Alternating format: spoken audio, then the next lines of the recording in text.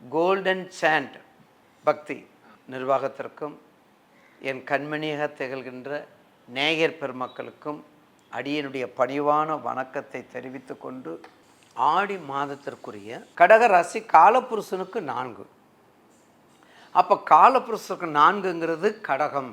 அப்போ தாய்க்கு உரிய இடம், 5 தான் தந்தைக்கு உரிய இடம்.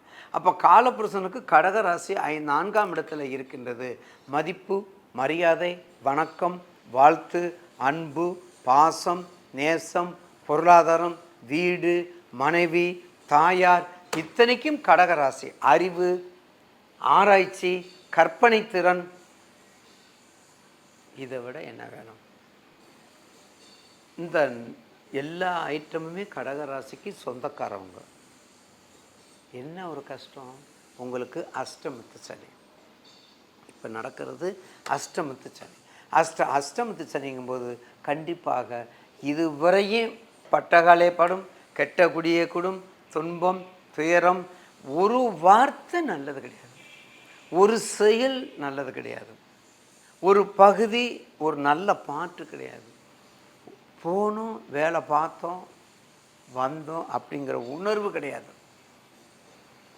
வீட்டில் பிரச்சனை, குழந்தைகள்கிட்ட பிரச்சனை, கணவன் மனைவி பிரச்சனை, நண்பர்கள் பிரச்சனை, பார்த்தீங்களா? மன நிம்மதி இல்லாத பிரச்சனை, தாம்பு கயிறு தான் இல்லை, தூக்கு போடுறது, அந்த மாதிரி நேரம். ஆனால் இந்த கோச்சாரத்தில் உங்கள் ராசிக்கு கடகத்துக்கு குரு நல்லா இருக்கார். ஃபஸ்ட்டு குரு லாபாதிபதியாக இருக்கிறார். உங்கள் ராசிக்கு யோகத்தை செய்யக்கூடியவரோடு சேர்ந்திருக்காரு. அப்போ எப்படி யோகாதிபதியும் அந்த குரு இருப்பதில் 6க்கு 9 இருக்குது பார்த்தீங்களா? அந்த 6க்கு 9 குருவோட செவ்வாய் சேர்ந்திருக்கிறதுனால இந்த அஷ்டமத்து சனி கொஞ்சம் குறைய ஆரம்பிக்கும். எப்படி? உங்கள் தசாபத்தியை பொறுத்து, கண்டிப்பாக குறைய ஆரம்பிக்கும். அதில் மாற்று கருத்து இல்லை. அப்போ கடகராசி நேயர்களுக்கு இந்த ஆடி மாதம் கொஞ்சம் நல்ல பலனை கொடுக்கும். ஏன்? அந்த ஆடி மாதத்துக்கு தான் சூரியன் வர்றாரு. இந்த ஆடி மாதம்தான் உங்களுடைய மாதம். இது சந்திரனுடைய மாதம். இந்த ஆடி மாதம் தான் சந்திரனுடைய மாதம். அதனால தான் கண்டிப்பாக ஆடி மாதத்தில் ஒரு மிகப்பெரிய நல்ல பலனை எதிர்நோக்கி இருப்பீங்க. எதை பேசிக்காக?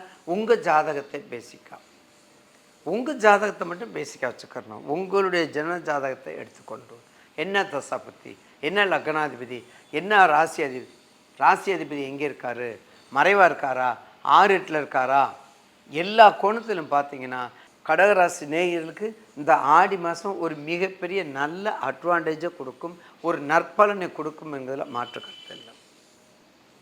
அப்போ கடகராசி யாரை கும்பிடணும்? வாராகியை கும்பிடுங்க, முருகப்பெருமானை கும்பிடுங்க. கண்டிப்பாக வாராகியை கும்பிடுங்க, முருகப்பெருமானை கும்பிடுங்க. அடுத்து மிக மிக முக்கியமானவர் ஆதிசேஷன். ஸ்ரீபெரும்புதூரில் இருக்கார் பார்த்தீங்களா, ஆதிசேஷன். அவரையும் நல்லா கும்பிடுங்க. ஏன்னா ஆதிசேஷன்கிறவர் ஆயில நட்சத்திரத்தினுடைய அதிபதி ஆதிசேஷன். அப்போ ஆதிசேஷனை நல்லா கும்பிட வேண்டும். அப்படி கும்பிட்டு வந்தால் நிச்சயமாக கடகராசிக்கு இப்போ இருக்கக்கூடிய இந்த அஷ்டமத்து சனி கொஞ்சம் குறைய ஆரம்பிக்கும். ஆனால் 15 வயசா ஹாஸ்டலில் சேர்த்து விடியா, 27 வயசா கல்யாணத்தை பண்ணியா, 35 வயசா வெளிநாடு போ, இதுதான் சூட்சமாக. இதை மாற்று கருத்து இல்லை. விடை பெறுகிறேன். நன்றி, வணக்கம்.